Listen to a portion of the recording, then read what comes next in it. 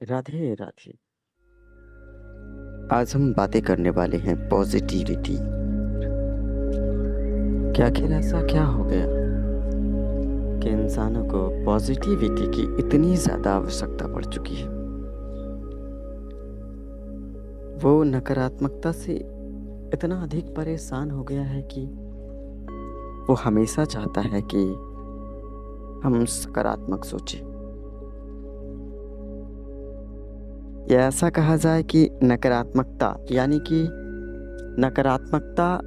या नकारात्मक सोचों के कारण इतना अधिक दुखी हो गया है कि वो चाहता है कि पॉजिटिविटी सोचे, यानी कि अब दुख नहीं बल्कि सुख चाहिए।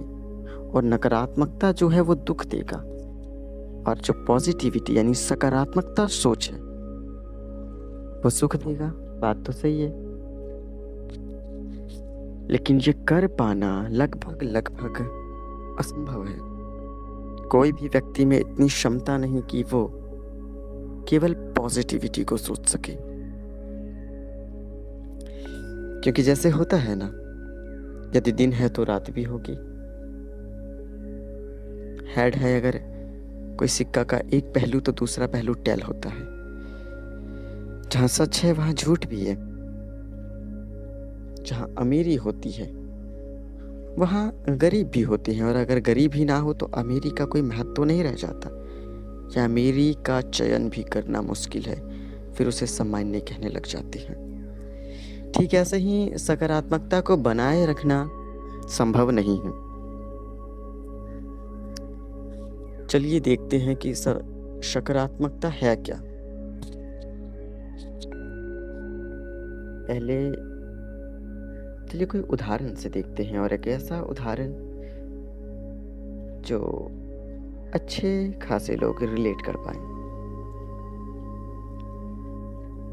यहाँ ज़्यादातर जो मेरी वीडियो देखेंगे या जो होंगे वो पढ़े लिखे ही होंगे, थोड़ी ही सही लेकिन पढ़े लिखे ज़रूर होंगे।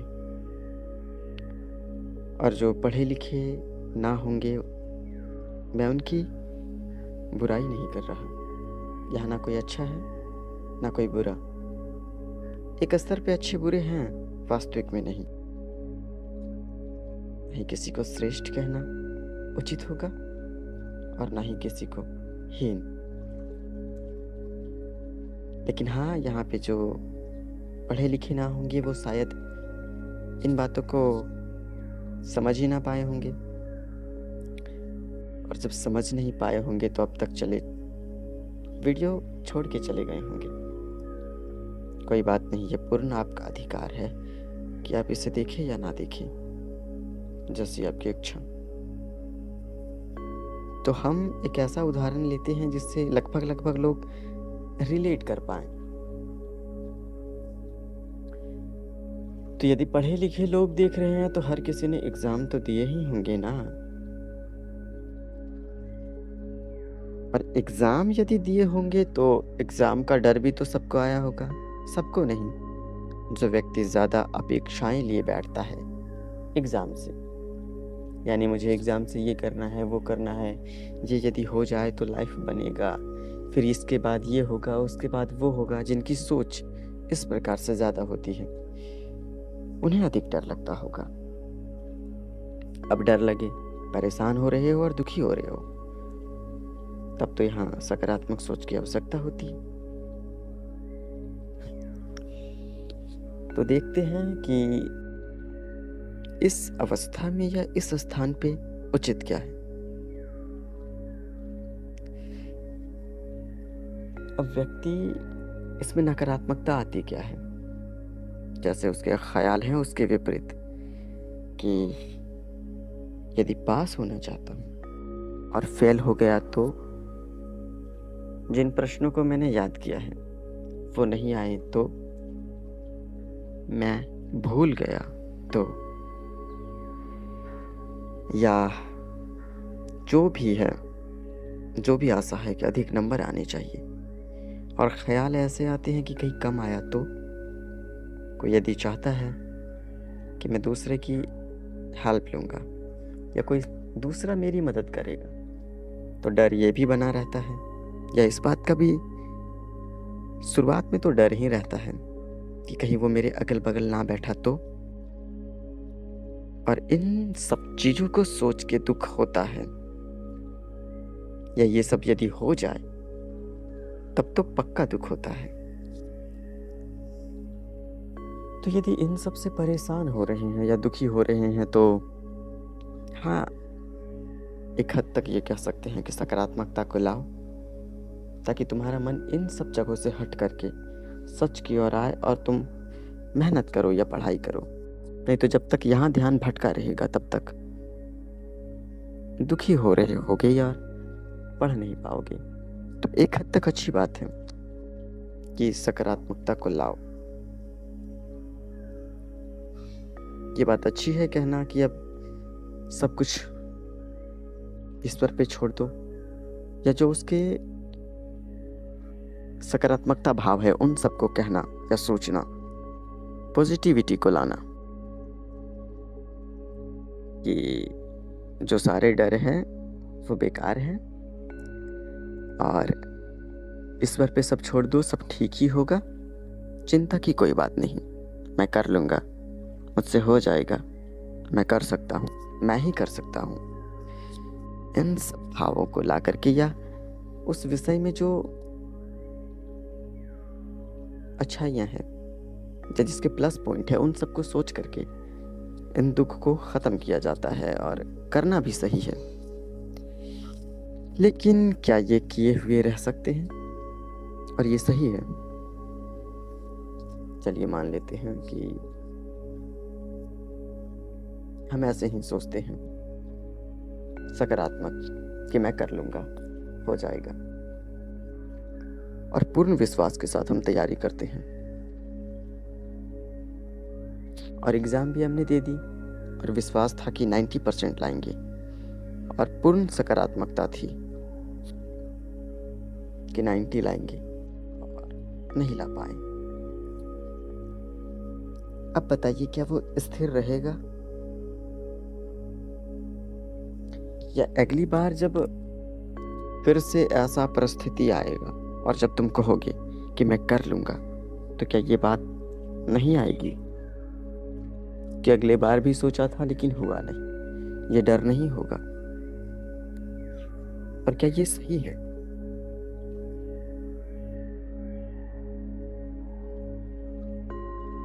उदाहरण भी कुछ खास नहीं रहा।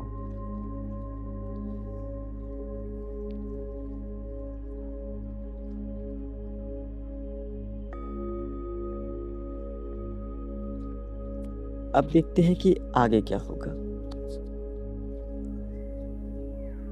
अब जो भी हम सकारात्मक सोचे होंगे, यदि वो नहीं हुआ, जो भी अपेक्षा थी कि इतना नंबर लाना है या कोई मेरी मदद करेगा या भगवान सब ठीक कर देंगे, ऐसे विश्वास के साथ यदि आगे बढ़ते हैं और ऐसा नहीं हुआ, तो क्या खुद पे या पॉजिटिविटी पे विश्वास नहीं उठ जाए? अगली बार क्या तुम ऐसे सोच पाओगे? क्या अगली बार सकारात्मकता भाव ला पाओगे पूर्ण रूप से?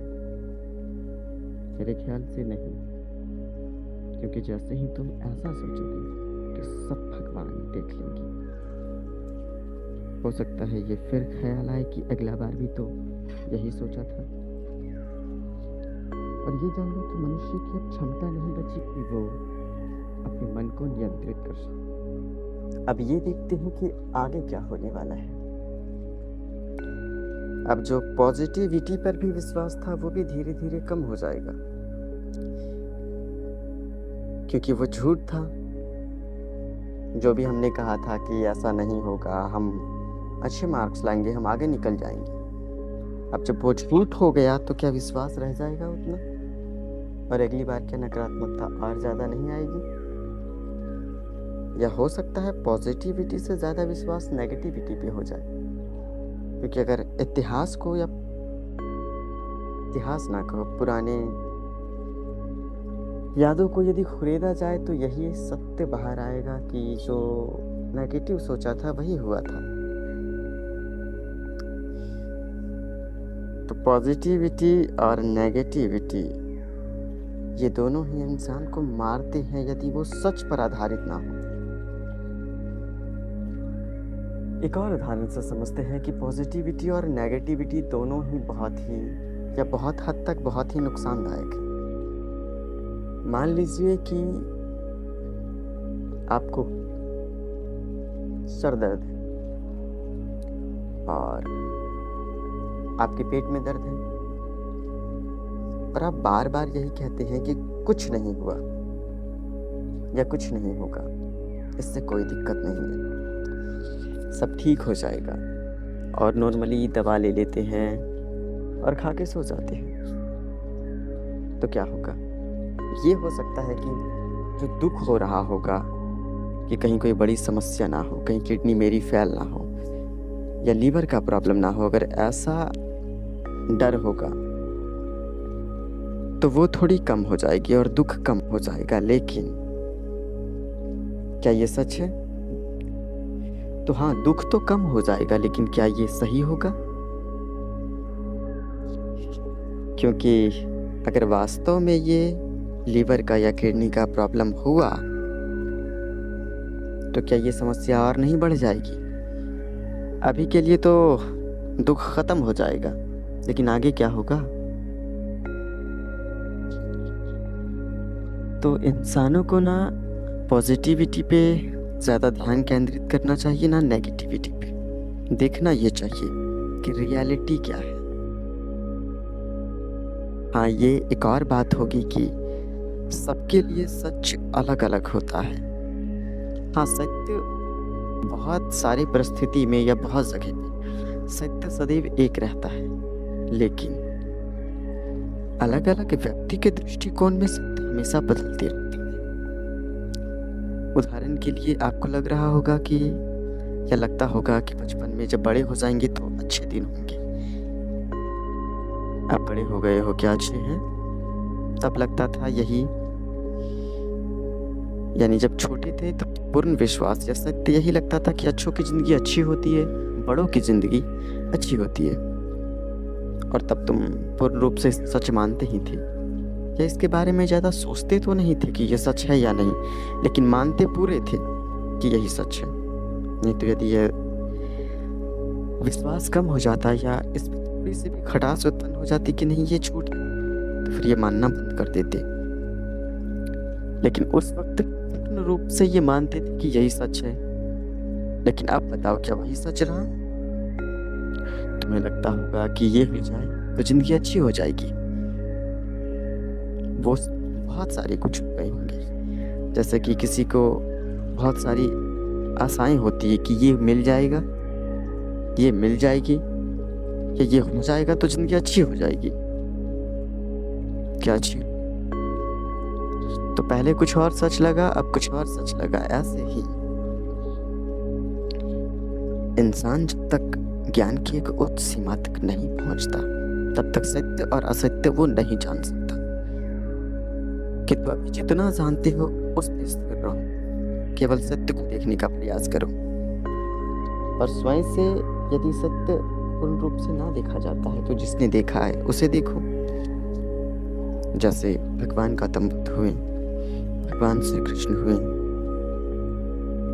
और बहुत सारे ऐसे लोग हैं जो बहुत अवस्था तक सत्य को देखे हैं, पूर्ण नहीं।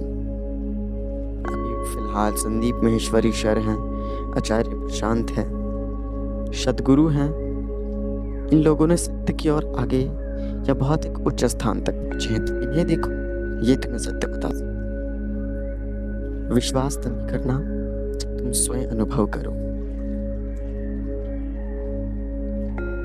तो सत्य तो तुम अभी पूर्ण नहीं देख सकते, लेकिन ये विश्वास के साथ सदैव स्थिर रहना कि सत्य यही है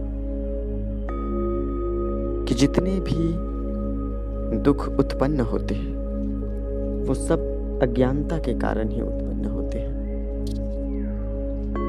और सारे दुख ही झूठ, क्योंकि सत्य आप जानते होंगे बदलता नहीं, और जो बदलता नहीं वो सदैव स्थिर रहता है। और आप ये भी जानते होंगे कि दुख बदलता ही रहता है। मान लो यदि दुख सच है तो वो बदला कैसे? वो सदैव स्थिर ही रहेगा।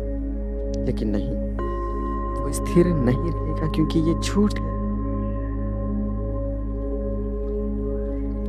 तो इस विश्वास या ये विश्वास सदैव मन में रखो कि जो भी दुख है वो सब झूठ है या अर्ध सत्य है। सत्य है पर पूर्ण नहीं, अर्ध सत्य।